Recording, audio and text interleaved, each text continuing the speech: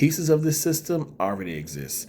You can split deposit, you can automate transfers, you can set budgets, you can categorize spending, but they all exist in separate tools. Nothing connects them in one unified system. So you end up stitching everything together manually. One app for budgeting, one app for bills, one card for spending, one account for savings.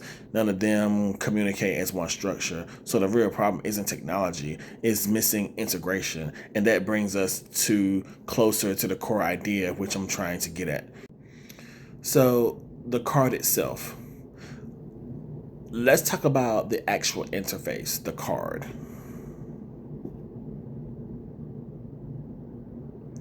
At first glance, it looks like a normal debit card, but the difference is what it connects to. Instead of one account, it connects to a structured financial system, multiple categories, multiple funding sources, all governed by rules you define.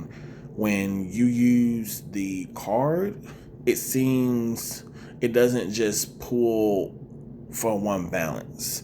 It routes the payment based on your system. Food, bills, savings, traveling, spending, free spending, all handled automatically based on priorities. So the card isn't just access to money, it accesses your financial structure and leads to the next question. How does it actually decide where my money comes from? When the card that you use is swiped, tapped, or whatever, the system doesn't just pull randomly. It checks the type of purchase. Then it applies your rules. Food goes to food funds. Bills go to bill funds. Transportation goes to transport funds. Savings stay protected. Your car notes stay protected. It's not going to come out if you short $1 at McDonald's, it's not going to come out of your rent money. If one category runs low, the system checks your backup rules. So maybe it pulls from miscellaneous spending, maybe it pulls from fund money, maybe it pulls from primary funds, but it always follows the structure you set. So instead of you managing money real time, the system automatically routes it for you. And that raises a new problem.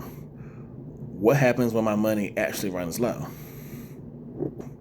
Most financial systems fail at this point.